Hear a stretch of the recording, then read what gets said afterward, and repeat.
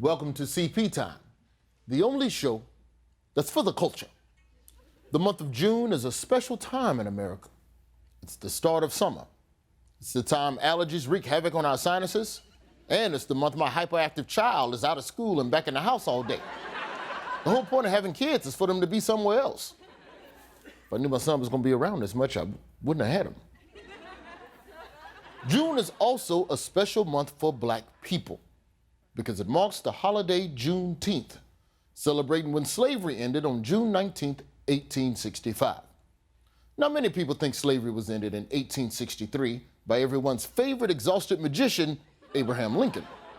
But many slaves weren't actually freed until 2.5 years later, proving that even Black people's freedom runs on CP time. So in celebration of Juneteenth, I'd like to talk about some of the slaves who celebrated their freedom early by escaping from slavery on their own. Slaves like Henry Box Brown, a Virginian slave who snuck inside of a wooden crate and shipped himself to Philadelphia where he could live as a free man. The trip took 27 grueling hours. It could have been same day, but Box Brown couldn't afford Amazon Prime. Luckily, Henry Brown arrived safely in Philadelphia and turned his story into a stage act. Every night, Henry would climb into that same wooden crate to reenact the arduous journey that carried him to freedom, which was brave of him. I don't know if I could relive a traumatic experience like that over and over again. And I've had bad experiences with packages. Back in the day, I used to work for a moving company.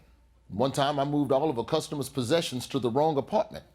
My customer thought I was a thief, and the people in the apartment thought I was a reverse burglar. Everyone was equally upset. Another slave who took his freedom into his own hands was Lewis Williams. He actually escaped slavery not once, but twice. After his first escape, he was caught and brought to trial, but he got a lookalike to switch places with him in the courtroom. And by the time the courts realized what had happened, Lewis had escaped again. Although that lookalike was probably just a random Black guy, if we're being real about it. Because Lewis knew that those white folks couldn't tell Black people apart. Just the other day, I was mistaken for Forrest Whitaker, which would normally be flattering. But unfortunately, Mr. Whitaker owed this gentleman a substantial amount of money. He whooped my ass, Forrest. You owe me. But maybe the most heartwarming escape is that of William and Ellen Craft, two slaves who got married and decided to run away. Because Ellen had light skin, they hatched a plan where she dressed in men's clothing, wrapped her head in bandages, and posed as an injured white man. William then posed as her servant, and the two boarded a train north. Now, being on a train full of white men must have been scary, but I can only assume that Ellen practiced her white man small talk. Well, yes, fellow white person, I too am afraid of the sun. Yes, sunblock, sunblock, sunblock, sunblock, SPF, UV, sunblock, sunblock. So the next time June 19th comes, remember these stories of heroic slaves, which I plan to do at the Juneteenth celebration in Bloomington, Indiana this evening.